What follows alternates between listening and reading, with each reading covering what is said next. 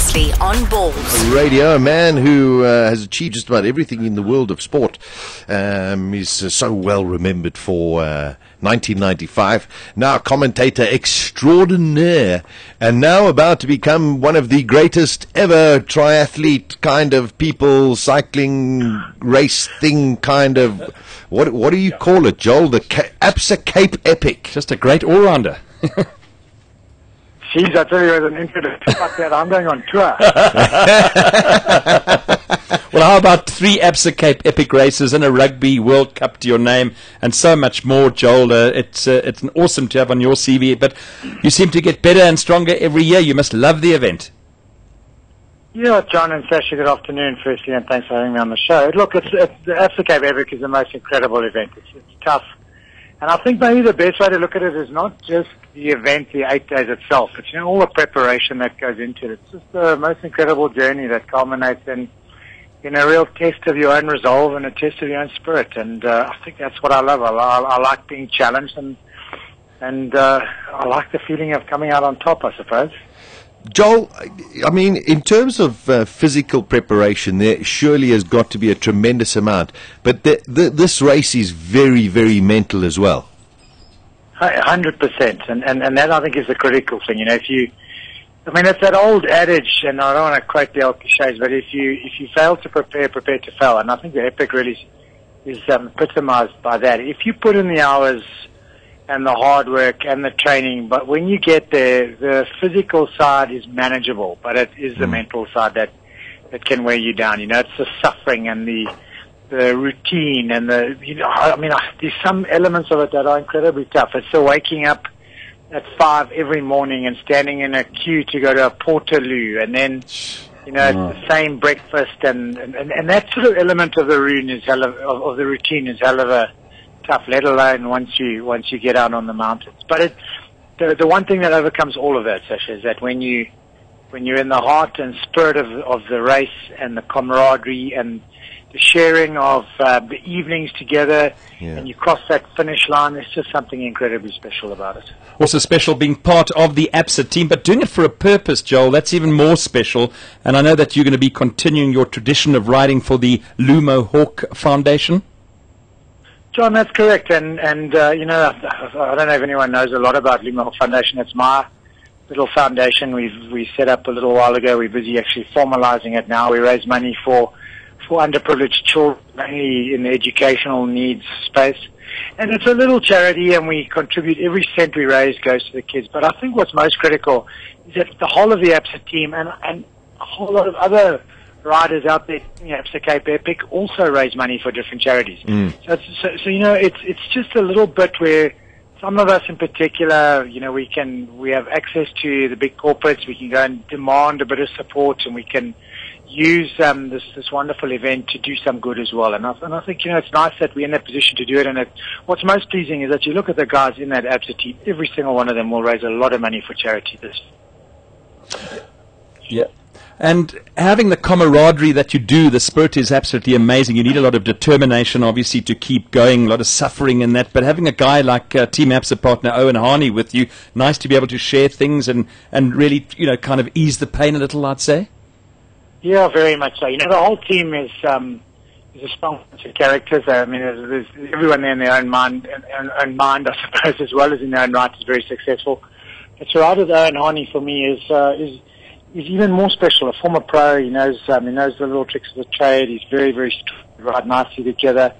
And I think what's most important, aside from the riding element, is that we get on, because I think if you are going to suffer for 8 days with a friend or a partner, you want someone who that the relationship survive that 8 days. That in the tough times he will pick me up, and in his tough times I will pick him up. And I think that's what we have. We've become good mates in the journey towards the ABSA Cape Epic, and I'm looking forward to a really nice, a really good ride with Owen.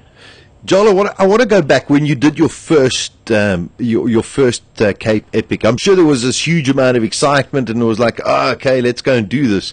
What made you come back for more afterwards? Because that first one must have been really tough. Sasha, I think that's the crux, isn't it? My wife tells me I'm having the longest midlife crisis ever. And in some ways, I sort of understand, because I think a lot of people, the Epic is something that's on the bucket list, and when you've done it once, you endure that suffering and the pain and the months of preparation. You tick it off and you look for something a little bit different to challenge you. I don't know. For me, it's just it's got under my skin, this whole cycling thing, this whole endurance sport thing, and the ABSA Cape Epic. It's something that I now am at that point in my life where after the race I'll go, no, I don't think I'll do it again. And a week later I'll be thinking, well, maybe I'll do it again. Like a comrade. Yeah, it's like, then the route comes out. That's probably the other, mystery about and romantic element of the ABSA Cape Epic is every year the route changes. Yeah. So every year when it's finished and the new route comes out, you think, geez, I wonder if it's harder this year than it was last year. And did I do the hardest one, or will this year be harder? Will this year be more beautiful riding? So the mind races ahead, and all of a sudden, before you know it, you've accepted another challenge, and there you are preparing again. Joel, and obviously from an emotional point of view, the memory of Barry Stander will be a big theme at this year's ABSA Cape Epic as the race celebrates its 10th anniversary. Yeah, and rightly so, John. I mean, what a wonderful guy Barry was. I was very fortunate to have met him a couple of times, to have got to know him a little bit, to have ridden with him a couple of times. I actually rode with him.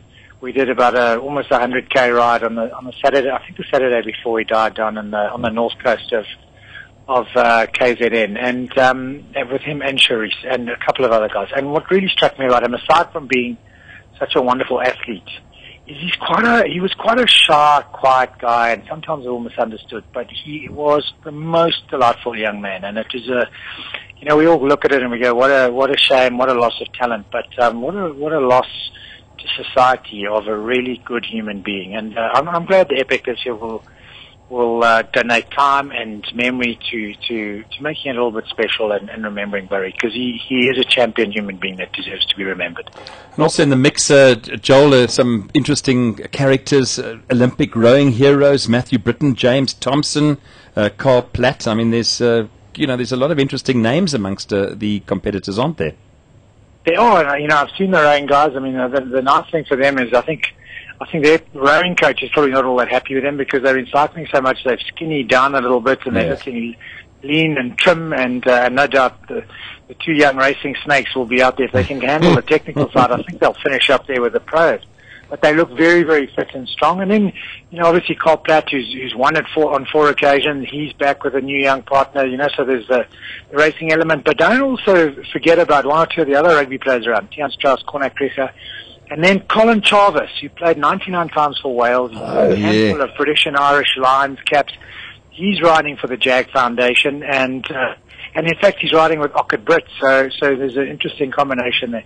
And last year Alain Prost rode. I'm not sure if he's riding again this year. So what the Epic does attract is a field of international athletes looking for a new challenge and a new really tough adventure to conquer, and the guys will always be coming along. Yeah. Well, enjoy plenty of liquid fruit. I know the official juice sponsor. Hopefully lots of that cranberry juice and everything of the best. What the hell was that? You tonsil. No, they are liquid fruit. Liquid fruit is the official juice sponsor. I'm very excited to know that. I'm sure Joel is going to have, because actually Joel's going to just carry all the liquid fruit on his back. Lovely chatting, you guys. Yes. Joel, listen, it's great to speak to you. All of the best for the final preparations, and good luck. Of course, we'll follow your progress, and I'm sure we'll speak to you afterwards. Super, Sasha. Thanks for the chat. Thanks, John. All right, it's a pleasure. Thanks so much. Cheers, Joel. There we go. The ABSA Cape Epic. This is Bulls Visual Radio. Darren, Simon, Kate, and John. Weekdays from 3 p.m. to 6 p.m. Central African Time. Bulls.co.za